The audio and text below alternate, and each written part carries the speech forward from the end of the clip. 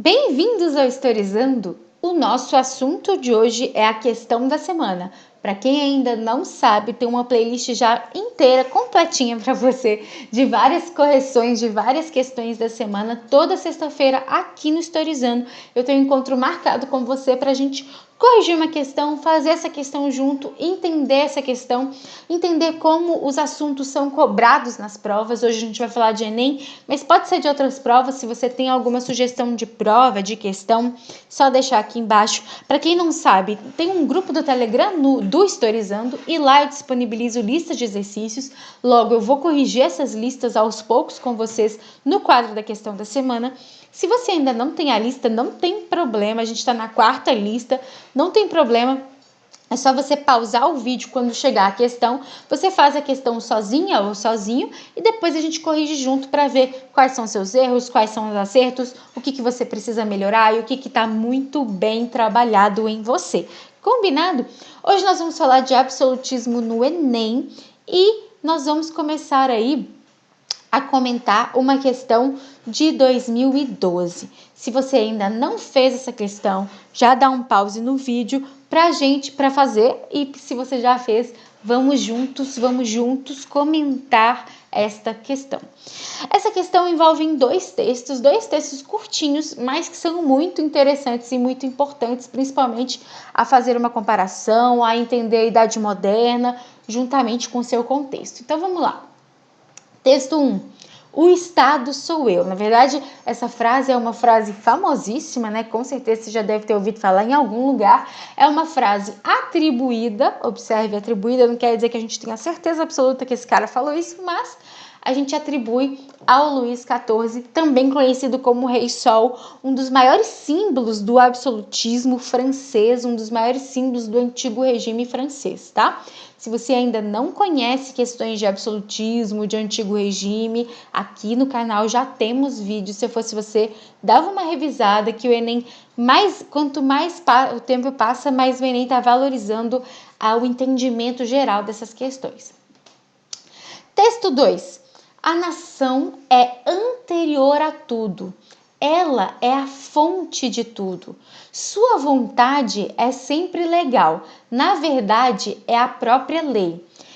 E aí o livro aqui, ó, a fonte é muito importante a gente observar. O que é o terceiro estado? Os alemães, a luta pelo poder e evolução do hábitos no século XIX e XX. Seguinte, o mais interessante aqui é o título, que é o terceiro estado. Então, é uma comparação muito interessante da gente fazer. Vamos ver o que está perguntando para a gente começar a discutir sobre isso. Os textos apresentados expressam alteração na relação entre governantes e governados. Então, tem uma alteração, tem uma mudança nessa relação entre os dois textos. Da frase atribuída ao rei Luís XIV até o pronunciamento de Sieyès, representante das classes médias que integravam o terceiro estado. Então, olha só, ele está te explicando. Se você não entendeu, ele te explica de novo. Então, da frase do rei até a frase de alguém que é do terceiro estado, da classe média do terceiro estado francês, infere-se uma mudança decorrente do quê? Qual é a mudança que a gente pode analisar de uma frase para outra? Basicamente, essa é a pergunta. Vamos lá. Antes das alternativas, uma coisa muito interessante é você, quando lê o texto, já analisar qual que é o sentido que eles estão querendo de vocês. Por quê? Basicamente, quando o texto 1 fala o Estado sou eu, ele está falando a essência mais pura do absolutismo, que é o rei é único e exclusivamente aquele que manda, aquele que define a situação como um todo, inclusive as leis, inclusive regras, etc. Se o Estado é ele que manda, ele que define tudo, beleza? Agora, olha o texto 2. A nação é anterior a tudo. Então, se a nação é anterior a tudo, se esse povo é anterior a tudo, é o povo que vai ser a base, é o povo que vem primeiro. Ela é a fonte de tudo. Ó, mais uma vez, quem está definindo aí? A nação, o povo. Sua vontade é sempre legal. O que isso quer dizer? A vontade do povo é que é a lei. A vontade do povo é que determina a regra, entendeu? Na verdade, é a própria lei. Então, tipo assim, basicamente ele está falando Quem que manda? A nação. Quem que manda? O povo. Quem define regras, leis, etc? O povo. Então, olha a diferença crucial que a gente analisou. No texto 1, quem define tudo? O rei. No texto 2, quem define tudo? A nação, né? Então, nós temos uma diferença bem significativa aí. De novo, os textos apresentados expressam alteração na relação entre governantes e governados da Europa. Da frase atribuída ao rei Luís XIV até o pronunciamento de Sieyès, representantes das classes médias que integravam o terceiro estado francês, infere-se uma mudança decorrente do quê? Essa mudança vem do quê? Acontece por quê?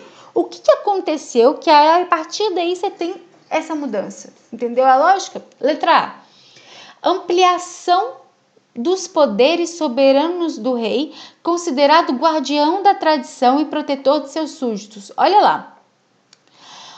Cuidado, que essa é um distrator. Por quê? Se você leva em consideração só o texto 1, você pode marcar essa? Pode, porque você tem aí a ampliação máxima aí dos poderes reais.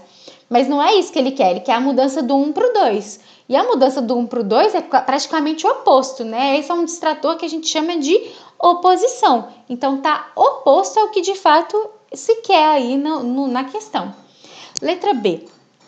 Associação entre vontade popular e nação, composta por cidadãos que dividem a mesma cultura nacional. Ó que interessante. Então, o que ele quer de novo aí, ó? Infere-se uma mudança decorrente do quê? Da associação entre vontade popular e nação, composta por cidadãos que dividem uma mesma cultura nacional, que no caso aí seria a França. E é exatamente isso que acontece. Antes, a vontade, né? Antes, o que determinava a vontade, etc., era o rei, única e exclusivamente. Agora, a vontade popular está unindo aí a nação, as questões de nação, ao sentido do que é nação, que é o que está falando no texto 2, a nação é anterior a tudo. E graças a isso, claro, vai ser composta por cidadãos que vão dividir aí a mesma cultura, né? No caso, a cultura francesa. Então, a letra B mostra essa mudança, mostra justamente de onde vem essa mudança. Vem de associar popular, vem de associar a vontade popular, vem de associar a vontade do povo às questões de ser uma nação, de ser um conjunto ali. E não só o rei é o Estado e acabou. Não, o Estado é todo mundo, é a nação, é esse conjunto, é a vontade popular. Deu para entender? Espero que sim. Então, letra B é o gabarito. Vamos ver as outras. Reforma aristocrática marcada pela adequação dos nobres aos valores modernos, tais como o princípio do mérito. Gente, olha lá. Reforma aristocrática. O que seria uma reforma aristocrática? Reforma da nobreza. Isso já atende ao que a gente quer? Não, porque a gente está falando de nação, do todo, a gente não está falando de uma classe específica. Se a gente fosse pensar em classe específica, a gente teria que pensar em terceiro estado e não na aristocracia, tá? Marcada pela adequação dos nobres aos valores modernos, tais como o princípio do mérito. Em nenhum momento se faz referência a essas questões, tá? Então, letra C, não. D. Organização dos estados centralizados acompanhados pelo aprofundamento da eficiência burocrática. Isso aí é só para confundir a cabeça de vocês. Primeiro, organização dos estados centralizados. O que isso quer dizer, né? Estado centralizado é justamente o Estado absolutista e não necessariamente vai ser uma organização desse Estado absolutista. O que vai ser é uma desconstrução desse Estado centralizado só nas mãos de um, só nas mãos do rei, né? Além do mais, que ele fala em aprofundamento da eficiência burocrática. O que é eficiência burocrática? É a eficiência do trabalho do Estado, né? E isso, de novo, ele não está fazendo... digamos assim, essa comparação com essa diferenciação. O que de fato diferencia um do outro é a inclusão da nação, é a inclusão da vontade popular, o que antes não existia, porque o Estado sou eu, é única e exclusivamente o Estado absolutista e mais nada, tá?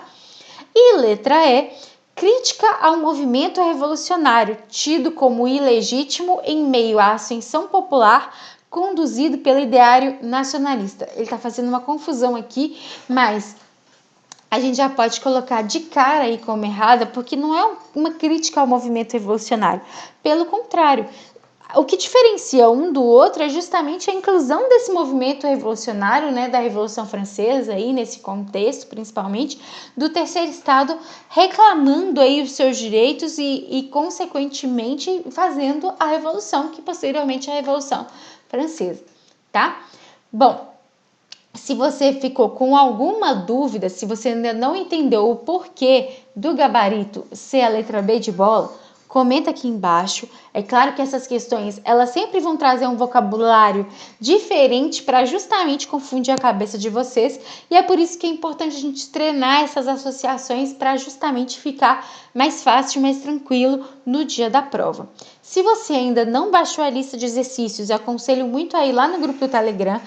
Já temos 4 listas disponíveis, em breve eu solto a 5ª lista. Se você tem alguma sugestão sobre tema de lista, sobre outros vestibulares que você quer ver aqui na questão da semana, é só comentar aqui embaixo. Não se esquece de curtir esse vídeo e de se inscrever no canal. Juro que não dói, é só apertar esse botãozinho vermelho aqui embaixo e você vai ter diversas correções de questões, revisões, conteúdos, tanto de história, sociologia, redação. Tenho certeza que sair perdendo você não vai. Então se inscreve nesse querido canal. Eu te espero também lá no Instagram, @historizandotati, para mais conteúdo. Eu agradeço muito a sua atenção. Um beijo e até a próxima.